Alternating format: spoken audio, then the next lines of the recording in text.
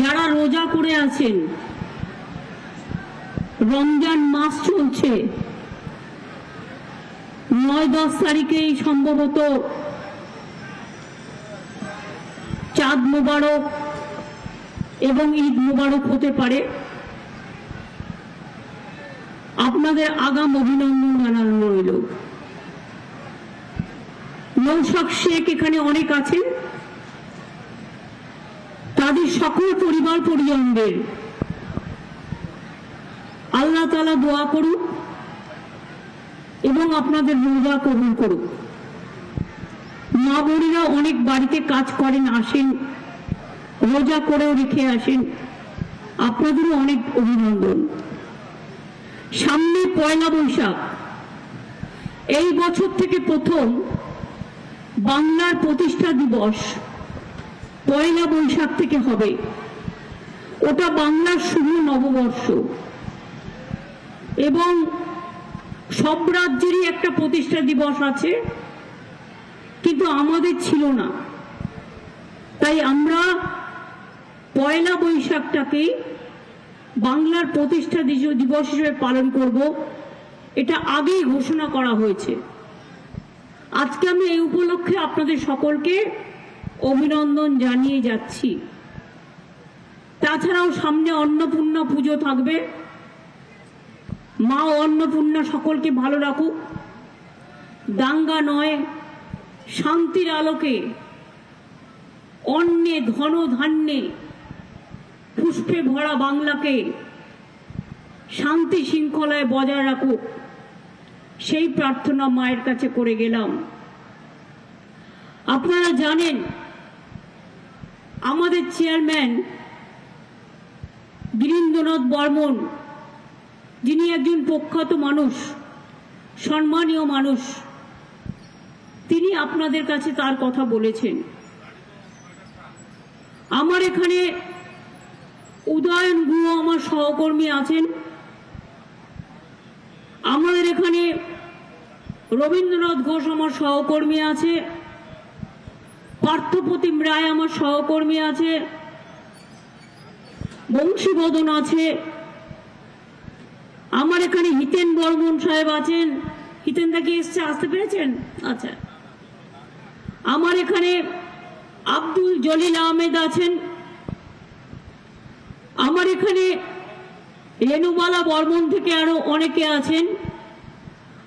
Meeting এর সঞ্চালক অভিজিৎ দে ভৌমিক, যাকে আপনারা হিপি বলে চেনেন। আর আছে আমার সহকর্মী অরূপ বিশ্বাস, যিনি পাওয়ার ডিপার্টমেন্টের মিনিস্টার, কিন্তু আমার সাথে এসছেন। বিশেষ করে দুদিন আগে আমি ওকে নিয়ে এসছি এই কারণে যে আলিপুরদুয়ার, জলপাইগুড়ি এবং কোচবিহারের বিভিন্ন জায়গায় হঠাৎ করে টর্নেডোর মতো একটা বিরাট ঝড় আসায় অনেক মানুষ তার ঘর হারিয়েছেন, 4 জন মানুষ জীবন হারিয়েছেন, প্রায় 156 জন আহত হয়েছেন। আমি সারা রাত আমি খবরটা শুনে পারমিশন নিয়ে এসে পৌঁছাই প্রায় রাত্রির 11টায় বাগডোগরা এয়ারপোর্টে। সেখান থেকে জলপাইগুড়িতে যারা মারা গেছেন তাদের বাড়িতে যাই 12:30টায়। সেখান থেকে আমি কিছু স্পট দেখি অন্ধকারে, তারপরে আমি যাই হাসপাতালে। হাসপাতালে গিয়ে হাসপাতালে যারা আহত সবার সাথে দেখা করি, কথা বলি, এবং বাচ্চা থেকে মহিলা থেকে আমার ভাইয়েরা। এবং আমি একটা কথা বলবো, আমাদের প্রশাসন এবং ডাক্তার, জলপাইগুড়ি যে হসপিটাল আমাদের মাল্টি সুপার, প্রত্যেকটা চিকিৎসক, sister, junior doctor senior doctor, staff, local মানুষজন, আমার সাথে অরূপ ছিল, নির্মল দাও ছিলেন, আলিপুরদুয়ারের এমএলএ সৌমেন কাঞ্জিলালও ছিল, সুমন কাঞ্জিলাল, জেলা পরিষদের সভাধিপতিও ছিল, মহিলা সভাধিপতিও ছিল, ছিল স্থানীয় ক্লাব, পরিবার পরিজন এবং সব মানুষেরা। তাদের প্রচেষ্টায় হয়তো অনেক মানুষের প্রাণ বেঁচে গিয়েছে।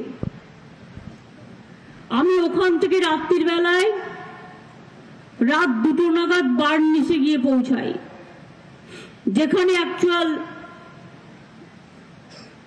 প্রায় 700 থেকে 1000 বাড়ি, একটা চিহ্ন নেই, এমন ভাবে ঝড়টা হয়েছে।